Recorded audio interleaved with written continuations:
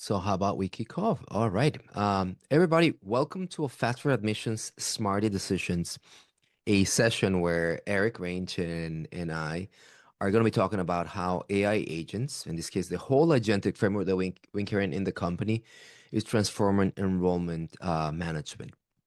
Um, I'm JC Bonilla. I'm the CEO and head of AI at the company. But more importantly, and I'll let Eric introduce himself, but this is a generic one for two introductions. Eric and I have been asked to run this session because of who we were or who we continue to be as admissions professionals, right? For about 15 years, I had the privilege. One of the most exciting things I've done in my career is to administer the admissions process, right? At NYU's graduate school for engineering and technology, and that allowed me to basically grow that school from no joke about 342 students to almost 5,000 students, and is one of the things I'm the most proud of. But in terms of admissions therapy, Eric, as we go into our introductions, the excitement about yay nay in process and admissions. What does it take to nurture an applicant and operationalize that? One of the exciting things and difficult things that I did in my career at my peak, almost 10,000 applications and a lot of lessons learned in that process. So we're bringing all that to marry with our technology point of view on AI is here to assist us. And I think it's going to be a fun conversation. Eric, you want to do a bit of your introductions? Absolutely, absolutely. Thanks, JC. Excited to be here. As many of you know, I'm the VP of product here at Element 451. But as JC alluded to, in a prior life, I was an AVP for enrollment operations and marketing in a small liberal arts college in New Jersey. There aren't too many of them, so you can probably figure out which one. It was Drew University. A little bit of a smaller scope than JC, but certainly we were seeing 4,500 or 5,000 applications a year with a pretty extensive. We were not a highly selective place, but multiple readers and a lot of time spent holistically reviewing those applications. So definitely have that background and seeing that in action for sure. House Housekeeping, everybody. Eric and I are planning a 30 to 45-minute conversation with you. Ask questions as you move along. Eric, if you can monitor the chat as we move along, and then Yep. when you take over the screen, I'll do that for you. We also have a lot of the Element family and friends behind the scenes should you need an assist on the chat. But let's make this a conversation. We're also earmarking a 10 to 15-minute Q&A. So if you can stay until the end of the hour, it'll be fantastic. This is being recorded. It'll be sent to you within 24 hours. And use the everyone option in the chat. That way, we are basically able to see questions and also collaborate as a community. To start our conversation, one of the things that we want to remind everybody, it's where we are in the admissions stage as a process, right? Applicant pools are increasing. We're starting to see this data that is incredible, Eric, right? How what you and I experienced, a few years ago of the applicant pool becoming 5, 60, 100, right? And the tension that that brought while staff is being kept at a constant rate or if anything less. Another data that we see is that post-COVID, some of the admissions and personnel that was deployed to do this amazing volume of work now is being asked to do that plus, indicating that the staffing model not only is holding constant while the application volume is increasing, but actually in the staffing model, it's reduced because now it's in a weight compromise, right? So what we're starting to see is that offset is starting to creep every day, every year towards the wrong side of this equation, the student, right? We have some data points here. We can come and talk about them. But from your point of view, Eric, admissions, processing, the peak, probably where we are today, but maybe Yep. 7 years ago, how did it feel as you were, AVP Eric range. Yeah, and listen, this was pre-pandemic, so certainly we had other duties that we were throwing at folks, but it was constant, and the inbox never really dwindled, right?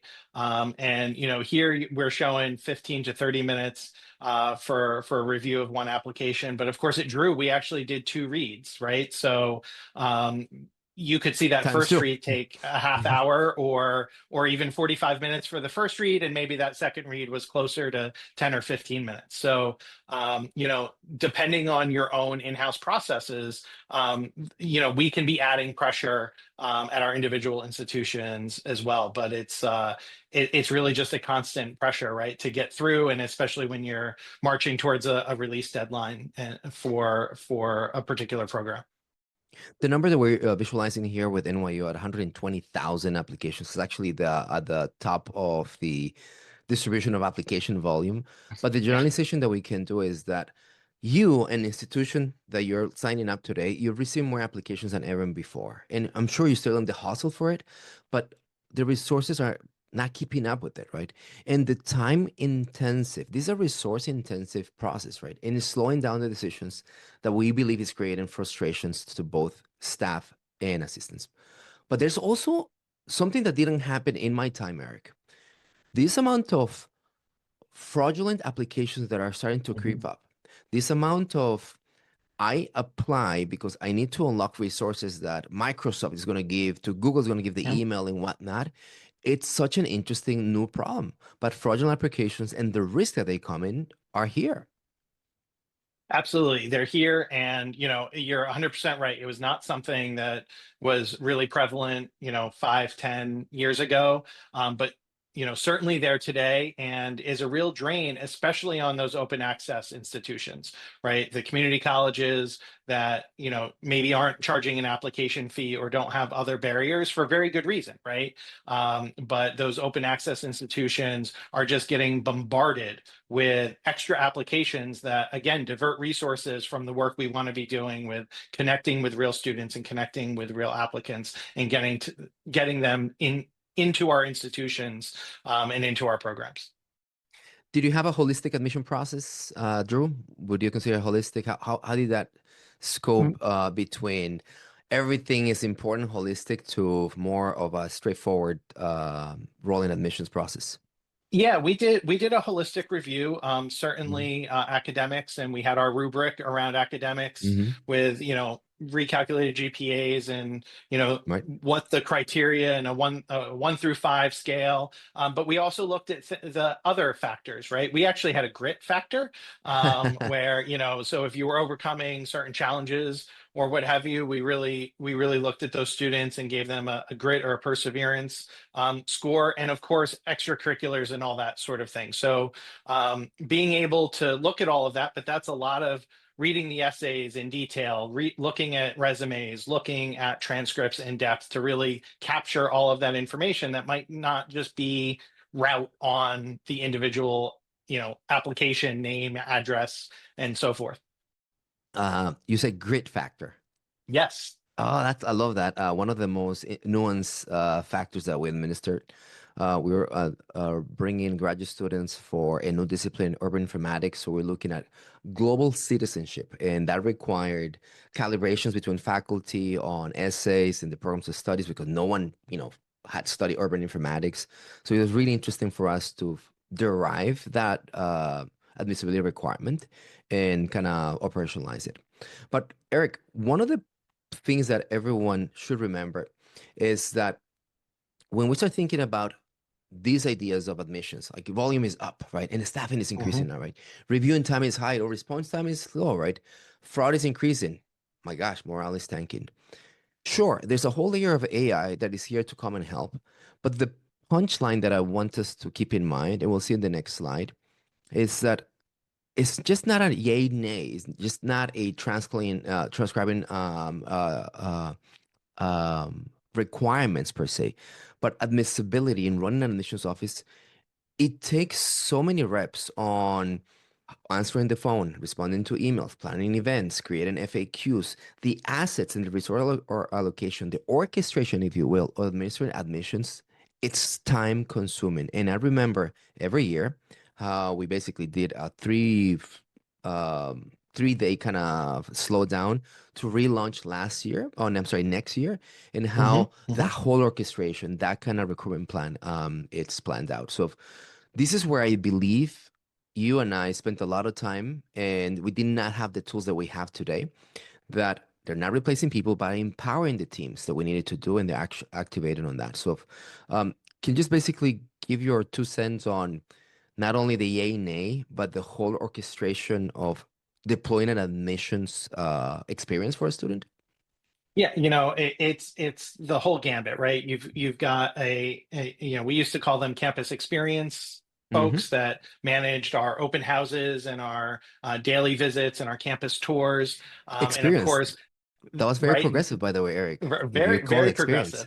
progressive. So we had that campus experience team that really did that work and actually, worked an element around with our events module and making sure that all the information there was updated and the communication flows were going. But, even as advanced as Element was then, it was a lot of building individual emails, setting up the workflows, setting up your drip campaigns. So there was a lot of orchestration, all while, right, we Exactly. still need to review applications and we still need to actually get these students admitted. So as we all know, there's a lot of moving pieces, and AI can't do it all, but it can certainly, I love the word empowering, but I think the other word that we can use there is amplification, right? It's amplifying the work that each of us are doing. And if I can 2x or 3x amplify the work that I'm doing in any given day or week, that's really powerful to the institution and to the students that I'm serving. So The with this setup, everybody, what we want to have the opportunity to present is how Element, this is a very product specific, visioned forward view of how AI meets you as you try to deploy this admissions experience that is not only admissibility, administering admissions, holistic admissions or a rolling admission process, but how do all these pieces go into mind? And this is designed as an orchestration intelligence layer for staff members that are really feeling it. And we truly believe that we solved this problem, Eric. So I'm so excited for you to take your 15, 20 minutes of showcasing how this goal oriented, this type of very custom AI type of agentic layers start to bring in the marketing voice, the recruiter voice, the financial aid voice, or the student voice. These are already personas and technology that have been working in Element. But now we're thinking about how they get orchestrated. So, to use your word, they can give us the experience that the student needs. Because on the right hand side of this graphic, you'll see that sometimes it'll be, hey, what is my application status? That's a phone call, that's an event, that's an email. And today, those are things that are very easily transferred into an AI layer and just gain that amplification kind of point or credit that you said, right? Or should I attend the next admitted student event next week? I think I just got admitted. Should I come in? Like, think about all the coordinations that take place there.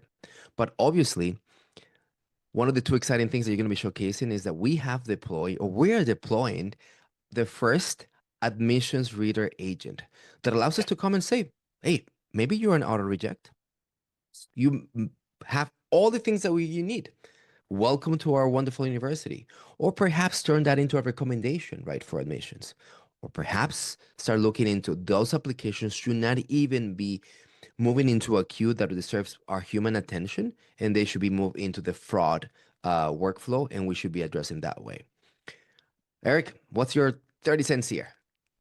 Yeah, no, absolutely. And I think there's no better way to jump in and take a look at what we've been up to. It's sort of hard to believe, JC, that we're now over 2 years into our AI journey here at Element, Nice. right?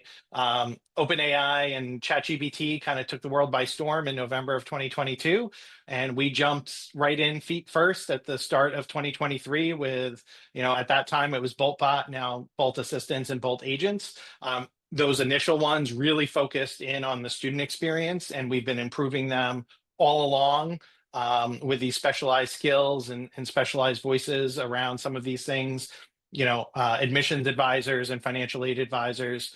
And now what we'll show today is some of the things that agents that are transparent to the student, right? The student's never going to interact with our fraud detection agent, Right. are never going to interact with our application reader agent. Those are agents that are built, again, to amplify the work that the staff is doing and empower the staff to maybe take some of that time, right? And pivot, and now I can spend another 15 minutes talking to a student and their family about their plans. And now I have a human connection at the institution, which we all know is super powerful in getting students to actually enroll.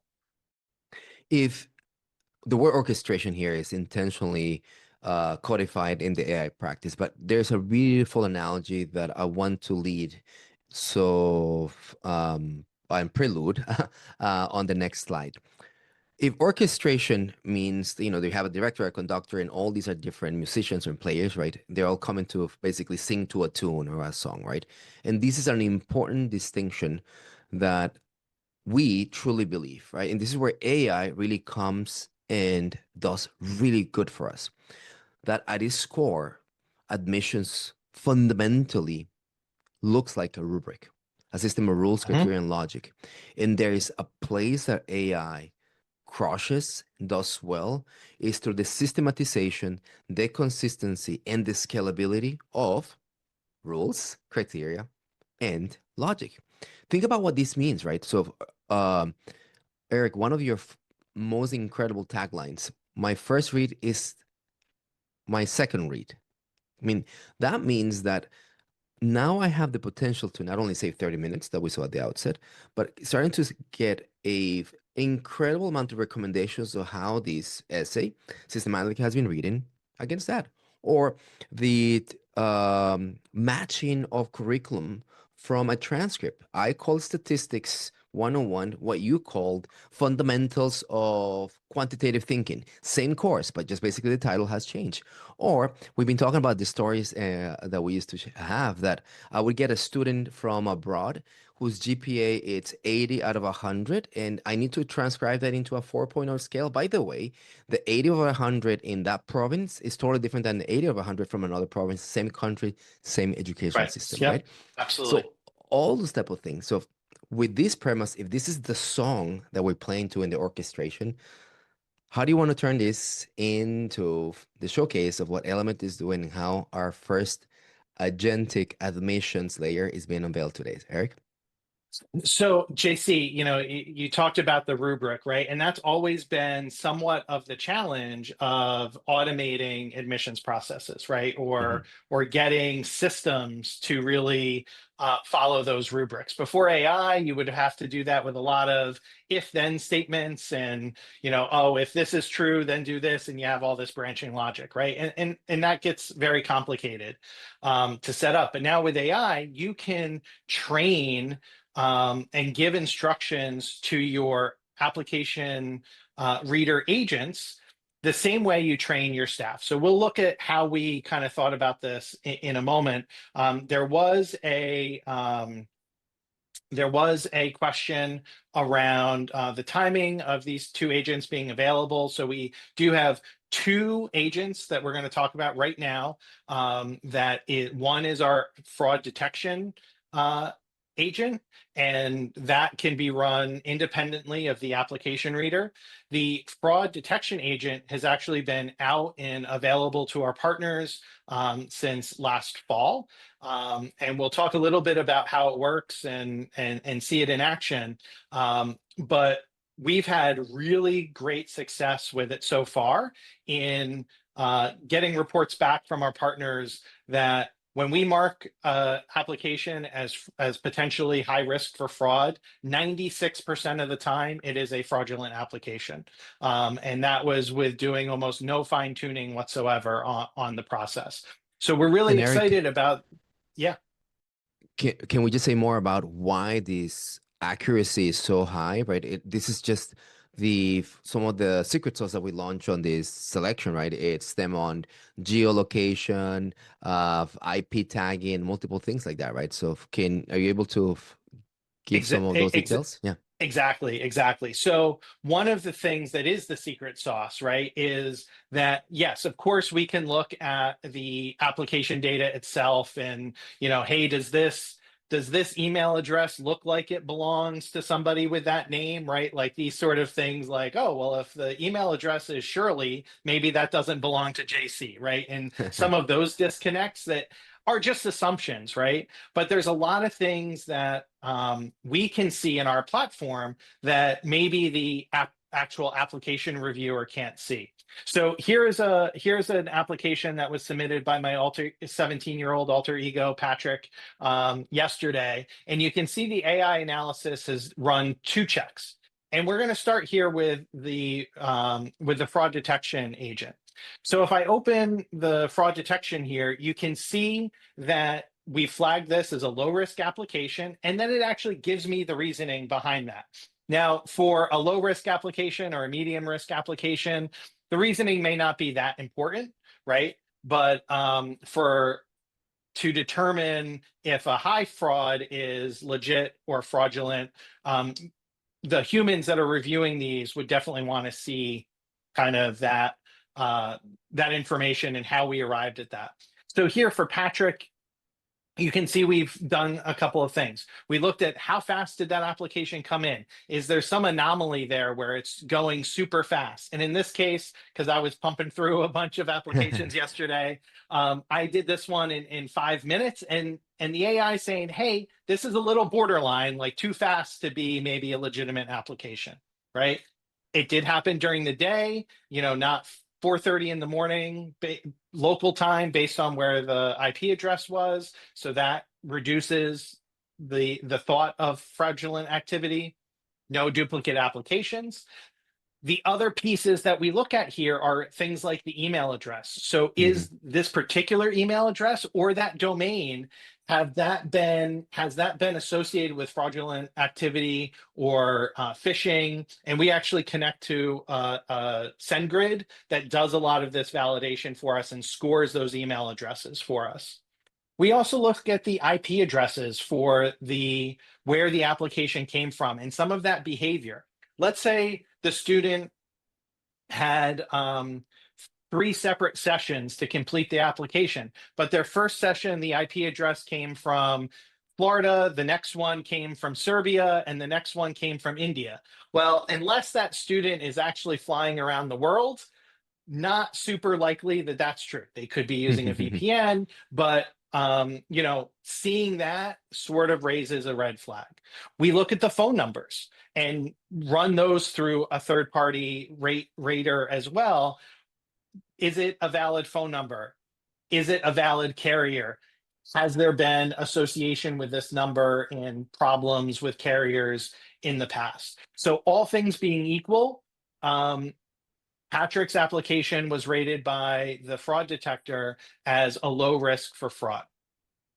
Now, one of the things I will say here is you'll see the IP address has a low risk score, um, despite a minor flag. Now, this minor flag actually comes from the fact that I was pumping applications, 4 or 5 applications at once from my home IP address. And one of them was actually, I purposefully made it fraudulent. So not only are we using these external resources, we're also using our own database of information where we are seeing IP addresses that may be getting flagged for fraudulent activity. We're storing that as well and creating our own system database here. Eric, So, yeah, no doubt that fraud detection or basically malicious attacks like this are sophisticated. And I think the punchline here is we're keeping up with the nuance and the sophistication, and you can see all these rubrics. Because of time, I probably think that it's good for you to move to the other parts of the demo. There's a lot that we want to showcase. There's a question, however, that is fascinating. Megan Rowley asking, can we speak about the remaining 4% if your accuracy is 96% and that is determined not as fraud? In this case, I believe, and Eric, correct me if I'm wrong, what you're trying to say is when we say that is fraud, 96% of the time it is, because this is correct. designed as human in the loop, classical human in the loop. We give you the recommendation, but it's up to you, the admin, the user, to come and say, truly fraud legitimate fraud or legitimate, right? And then that is where the 4% stems. That Correct. Absolutely. Yep. okay. So Megan, I hope So that answers yeah, your question. and we'll jump over, but here's another example of Olivia who was fraudulent. Her IP addresses didn't match the home address that she was reporting. Mhm. And we saw things like this email address is disposable and is not from a very valid domain. So Okay. these are the types of things. And again, here the I came in and marked this and confirmed it as fraud, but I could come in here and say, hey, after looking at this, maybe it was borderline. I can go ahead and mark that as Nice. legitimate. So human in the loop, we're not throwing anybody out. We're not suppressing any applications. Folks can come in and review this, but because they have those artifacts, they can do it very, very quickly. So that's, saving tons of time already, just kind of segregating and segmenting out those other applications for fraud. The next thing that we've developed is our application reader, and this is literally just went live in our production environments this week. We're working with a few partners on some previews and beta tests of it.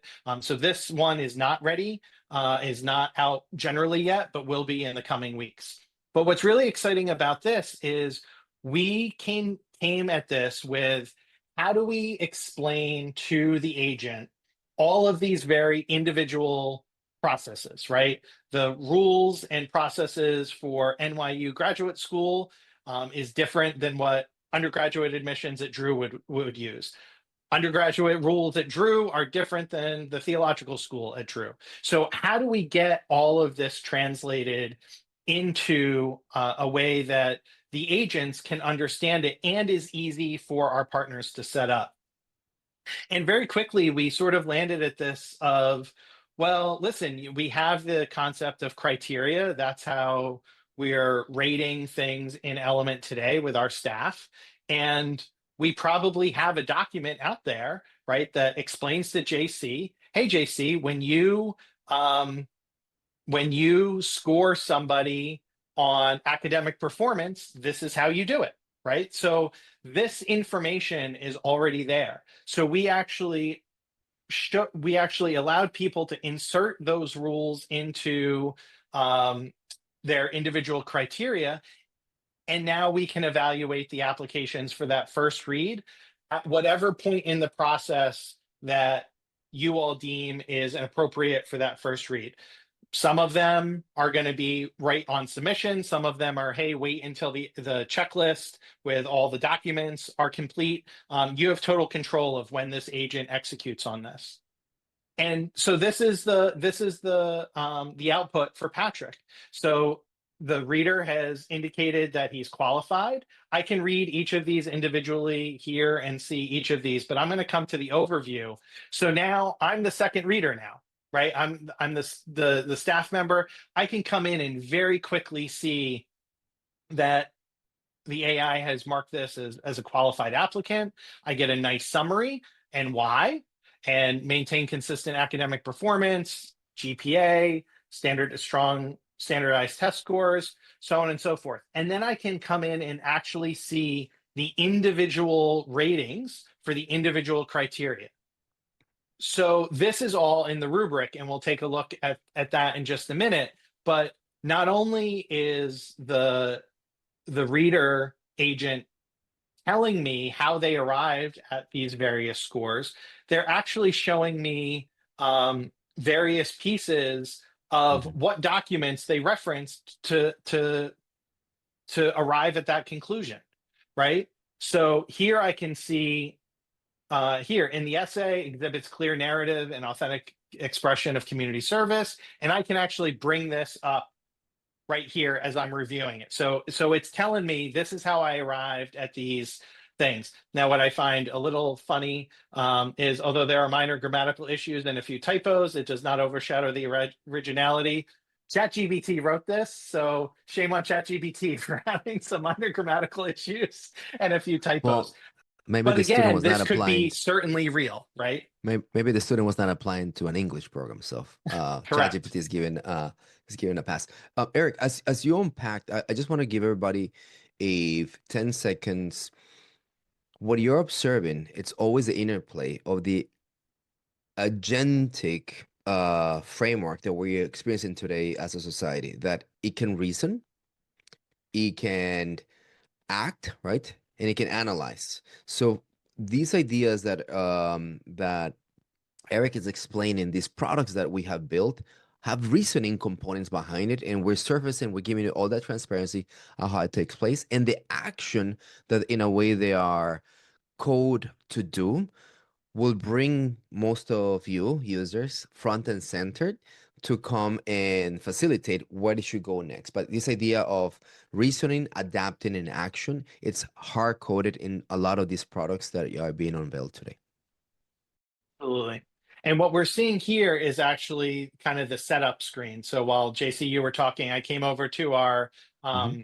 decision settings. And again, this notion of criteria is really the core of the decision feature within Element, and has been very much so since the beginning. Now, of course, these criteria can be conditional, use this one for this program, these for this application, so on and so forth. But what you can come in here and do is actually see, as one of the extra setup steps now, is we've empowered the AI agents to do this simply by adding, I don't, engineering team, don't get mad at me that I said simply by adding, because it's a little more complicated than that. But from a user perspective, there's basically one extra step, right? And that's to come in and give the instructions on how the agent should score it. And frankly, these are no different than the instructions that I would give you, JC, if I said, hey, read this application, and if the GPA is 3.5 or higher, do this, but it's got to have at least 3 AP courses. If there's no AP courses, they can't get higher than a 4, right? This is practically straight out of the rubric we used at Drew 10 years ago, right? So literally by dropping this into the AI instructions on the first try, we were able to see that artifact come out from Patrick's resume, or Patrick's read, and you can see some things that it talked about, right? It talked about his consistent academic Hmm. profile over all 4 years. Well, that's because we've actually told it that consistency or unexplained blips are something we want to know about, and we want you to reason about. So really simple, and actually very much modeled after the human first approach, even though it is very much this idea of agents saving hours and hours and hours. So a run of the AI reader can take a minute or two, and then every read becomes a second read. And that is hugely powerful if you go Yeah. from 45 minutes to 15 minutes or 20 minutes To across recap what 5,000 applications. to recap and link to one of the questions that we see to merge, does this integrate with other systems? For us to empower this type of AI machinery and sophistication, first, Element captures the criteria, the rubric that you want to exercise, that it can go either very holistic, right? You can codify what grid means, or goal citizenship, or very straightforward, right? Or you live in the world of rolling admissions. So if you have basically the full range, once that you have created these criteria, right, you'll have our AI reader execute the read as per the criteria. So that's a really exciting thing, because what you have is the best of both worlds. Generative AI, summarization, reasoning, all these things that we speak about apply or be enforced, if you will, against the criteria that you have hard coded on our system. So this is only available in our systems because there's no other technology that is facilitating those things, right? Correct. And there's one more question about credential evaluation. That's on our roadmap, but as of today, we're not releasing that feature. We're only speaking about the application reader using the criteria, the rubric, as the first grounding point for reasoning. Yeah. And certainly it's using all of those documents. So if you have a transcript, it will reason about that transcript. Correct. The transcript exam, many transcripts have crosswalks from their, their grading scale to a 4.0 scale. So right now it can evaluate that, but more complex things, we're working with partners right now to do, like, for graduate admissions, right? Those multiple college transcripts, making sure we're accounting for transfer work and all like that. And that will likely be actually a third agent, right? Which is sort Correct. of a transcript evaluation agent that comes in and does that very specific work, because it's more detailed than just hey, tell me this stuff. Exciting. So you can see how quickly you can stand this up, particularly if you're an existing Element 451 partner and you're already using applications. Fraud detection, you literally just turn it on and it works because all the rules are the same for everybody. And if you're already reviewing applications in Element, you'd likely be able to get application reader up. And I'm going to go way out and say under an hour, but I would say probably under 30 minutes if you have your criteria written out. So that is two agents that are really new. And again, students will never see them. They will improve the student experience by way of freeing all of us up to do more meaningful work with our students and making sure that we're connecting with them and their families as they're making their admissions decisions going forward. But of course, there's the other side of this, which was sort of where Element started, which is how can agents, and at the start we called it bolt bot, then bolt assistants, and now we're leaning into this idea of individual agents. How can agents help students on a couple of fronts? One is they're available 24 hours a day. They can give information because they are built on top of the Element platform. Those agents can interface with events and Mhm. appointments and other things that third-party chatbots simply can't do, right? And again, to your point, JC, from the beginning, and that frees up time from answering the phone and saying, yes, the deadline is, March 15th. Yes, the deadline is March 15th. Yes, the deadline is March 15th. So I think it's important to, just for those who may not have experienced our student assistance before, just really quickly touch on that, and then we can answer some questions. So our student assistants are designed to interface across multiple channels: text messages, emails. We'll talk momentarily about new capability coming with voice and phone, and of course over Messenger and chat on your web page.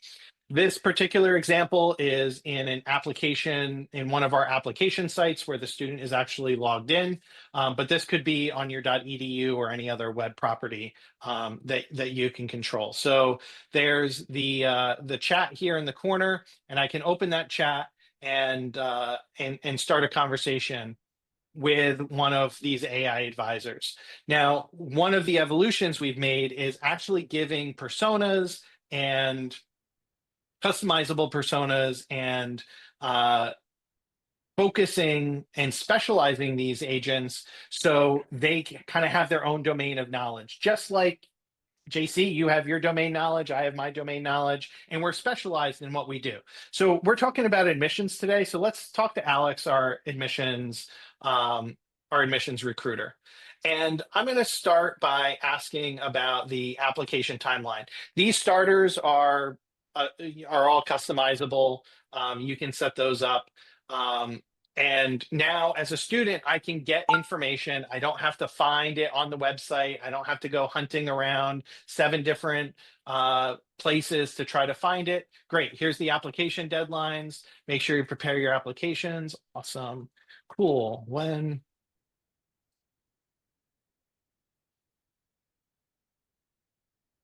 So this is, questions and answers. This is all coming from your institutional knowledge base that you can load within Element 451.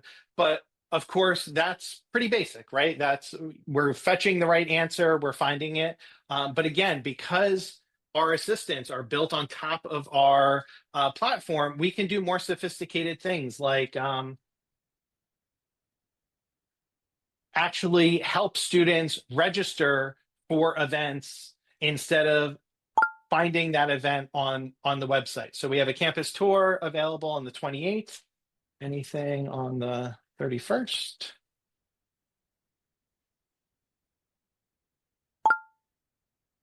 Cool. Yeah, let's do it. So now think about what this would have taken without the agent.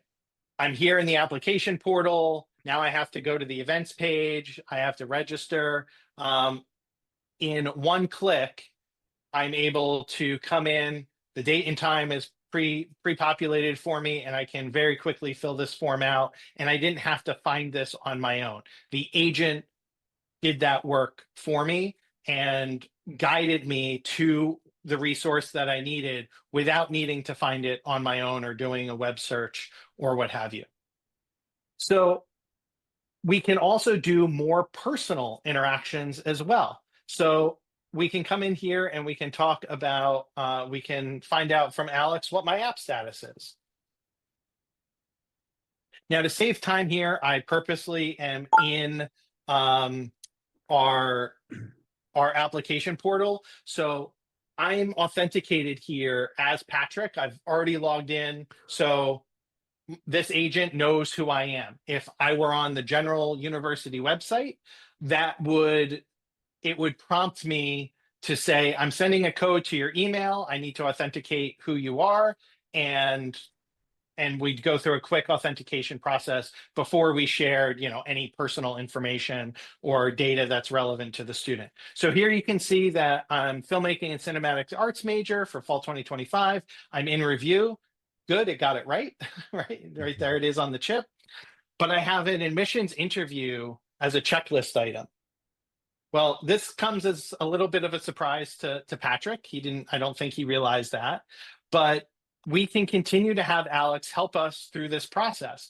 But what we're going to do is we're going to jump out of this typing back and forth with the agent, and which is very 2024, and talk to the agent. And our advanced voice mode is coming soon. We have a few partners who are beta testing this for us right now. And this will bring real-time voice conversations, not only to our web messenger, but over the phone as well, both inbound and outbound phone calls. So let's see what Alex has to say and see if she can help us with our admissions interview. Hey, Alex. Your application status is currently in review. An admission interview is required, which is listed as a checklist item. Is there anything else I can assist you with regarding your application? Hey, I'm a little nervous about this admissions interview. I didn't realize I'd have to do one. It's completely normal to feel nervous about an admissions interview, but it's also a great opportunity for you to showcase your passion and interest in the program. Think of it as a conversation where you can express what excites you about filmmaking. Do you have any tips on getting ready for that interview? Absolutely. Here are a few tips to help you prepare. 1. Know your application. Review what you've submitted, including your personal statement, portfolio, and any other materials. Be prepared to discuss them. 2. Research the program. Understand the courses, faculty, and unique aspects of the program. This shows you... Awesome. Thanks, Alex. Can you help me book that appointment?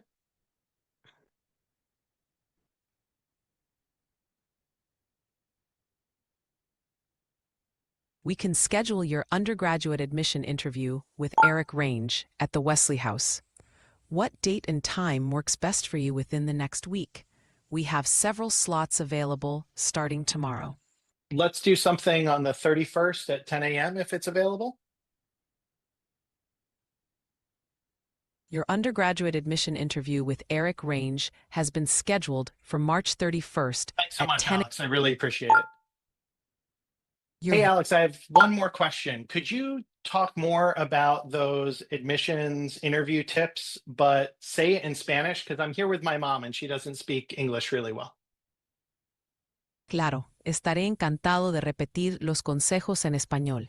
Aquí tienes algunos consejos para prepararte para la entrevista. So you can see how powerful this interaction was. And it was more than just questions and answers. It was very personal. The agent really talked to me and tried to assuage my nervousness. So really, really powerful stuff. There was a question about making sure that how do we make sure that it's we're sharing that it's an AI? We do have this chip here. We've chosen our avatars to be very, human centric. And of course, you could pick whatever kind of avatar you want to make sure that you're communicating that. As far as other languages, we just demonstrated, and this works both on the text space and on the phone calls as well, or the audio. English, Spanish, of course, and about 90 plus other languages from around the world. We've tested it with Serbian, we've tested it with Arabic, all kinds of languages. So all the student needs to do is either speak to it in a given language, or since I was not going to embarrass myself with my Spanish accent on a live demo, just ask it to repeat something in a particular language and it'll do that for you. It's for Dan, everybody asking about this, please remember that multilingual capabilities, 90 languages, it's not a difficult problem today. So the fact that we're giving it to you, it's really exciting. But the fact that it can be done in multilingual, now it's going to be the nuance of how realistic could it be? Do I start giving the therapy? Like if you noticed, the AI was being kind of coaching advice, right? So you can start Mhm. programming not only the language, but I need you to be very direct to the point. I need you to be Gen Z friendly. I need you to be XYZ, and all those type of parameters of how the conversation needs to be carried out are also available. So multilingual, but in this case, multi-generational, multi-personality, very, very, very exciting, and possibilities are immense. Um, One question that I wanted to build up here, right? And I believe that Zach has asked this question, right? So you kind of addressed it, but why do we just not want to say this is pure AI? Like from a product person, what do you see in behavior that makes the user experience better when it's firstly claimed that it's AI, but also it has these humanesque avatars and whatnot? What are we thinking, Eric, to basically that sweet balance of machine and human responding? Yeah, I think it's one of those things where we used to talk about students expecting certain things, like, the students that grew up with, hey, when I'm looking for something and then I'm getting ads, or I'm getting Hmm. resurface. eh, for you and I, that was very shocking and very right. But people who grew up with that certainly feel less friction around that. And I think the same is true with AI. As we continue to incorporate it more and more, I think people um, will be very comfortable with interacting with it, Hmm. and it also gives a little personality to the institution. Listen, everybody can have an AI, right? Everybody can have a, 2 3 years from now, um, it's going to be very commonplace. So how do you differentiate yourself? Give it a personality. Again, we've given them all like really humanistic pieces, but this could be your mascots. This could be, something Exactly. else around your school, where, your admissions advisor is one persona, but it's really obvious that it's a persona. And I think too, visually, we want to share that, where we're not using avatars, right? In channels like SMS, text messaging, or emails, we actually put, like, if we answer an email in conversations via AI, we'll actually sign that saying, "P.S. I'm a AI advisor. I'm here to help you along your way." So we're being as transparent as possible, but it's okay for these agents to have personality and represent you and your brand at your institution really well. Yeah. As AI experts and also user experience experts, specifically focusing on student experience, you'll see that balance throughout all the product. Number one, it is expected from users, specifically thinking about students, that they want to be They want to know when AI is doing the work behind the scenes. So the transparency that is AI, it's expected. Moreover, the new generation of AI has all this reasoning, and from default, frontier models and whatnot are giving you reasoning and transparently tell you, I'm thinking, or I'm doing those kind of facets of their prompting and whatnot. And the second part that I want to double click, Eric just mentioned, just because it's AI doesn't mean that it should not have a personality or should not have a way to approach. So the approachability and making that right for you off the shelf is something that Eric and the team thinks a lot about, of how to make this um, exciting and natural for the student, knowing that it's AI powered, right? Um, Right.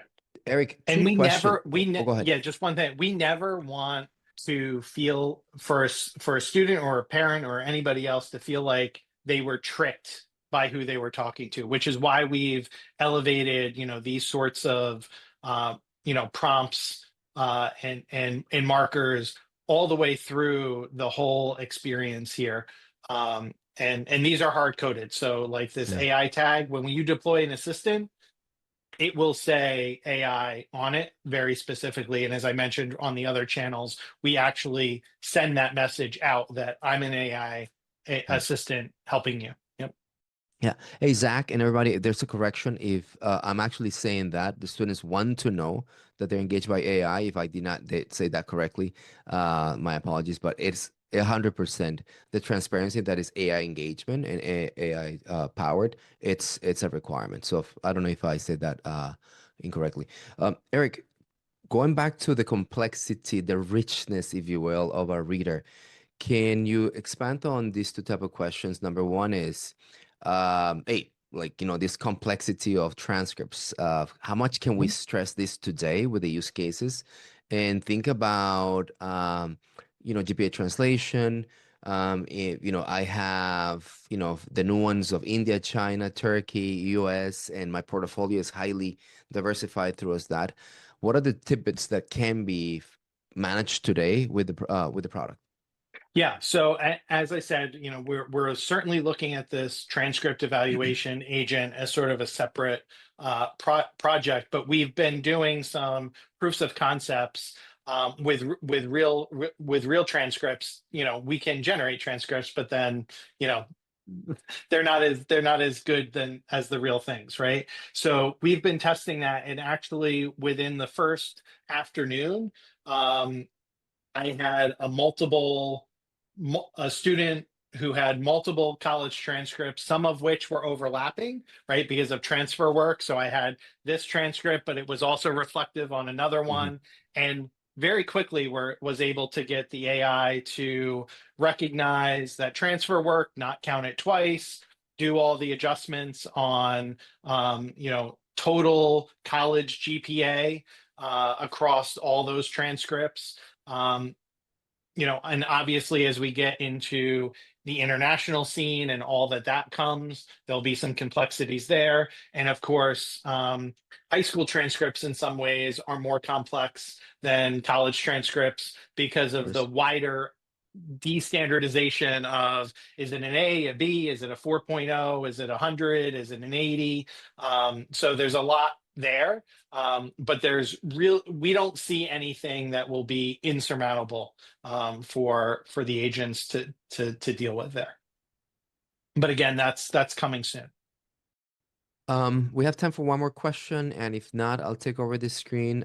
Eric, this is very exciting, and thanks for showcasing where the product is at today and some of the features that we have. If there's no more questions, let me share this tidbit with all of you. And again, thank you for the opportunity to present what we've been working on. To summarize, we truly believe that there is an AI play to administer our admissions practices, from how do we encounter that student that is navigating admissibility, to how do we render yay nays, to how do we take them all the way to the finish line, right? And it's because at its core, admissions, they look like rubrics, and AI reads code like nobody is, right? But scalability and consistency really is AI superpowers. And we know that as we throw for centuries we've been doing this, that we throw humans at these problems, we don't scale well, and we have scalability issues. Volume is rising, and keeping up with these rubrics is really breaking up with stamina, with emotions, and we're just basically keeping up. And at the end of the day, I hope as you see these conversations, humans still decide. Think about this AI just preparing us for the brief. Did you like these conversations? Do you want more? Please join tomorrow. Very, very exciting conversation on how ML, which I call the first generation of AI, it's continuing to have impact on enrollment efforts. And you'll hear from two amazing analysts at Element on how you can use data and apply machine learning techniques to unlock incredible outcomes in enrollment management. You're in San Diego or joining us in San Diego in April the 9th, 5th to the 9th. Come and have the opportunity to see Eric and a lot of the product team showcasing the state of the art of Element as it relates to AI, from the admissions ready to, hear it for the first time ever, proactive agents. And of course, join us for the exciting 2 days Engage Conference Summit in Charlotte, June 24th to 25, where all our users and partners will come together to really understand how AI is empowering enrollment, student retention, and the overall student life cycle. Yeah, and that's a new Eric, location for us, right, JC? It's we've outgrown the city of Raleigh, and we're moving down to Charlotte for the we, Engage Summit. So we're very, very excited. Eric, any parting thoughts? You want to send us away? You want to sign us off? yeah, I just think this is a testament to where the industry is going, and we know we're not likely to get more people. So how else can we amplify and empower our staffs? And it is through the power of AI and being really efficient with how we spend our human capital.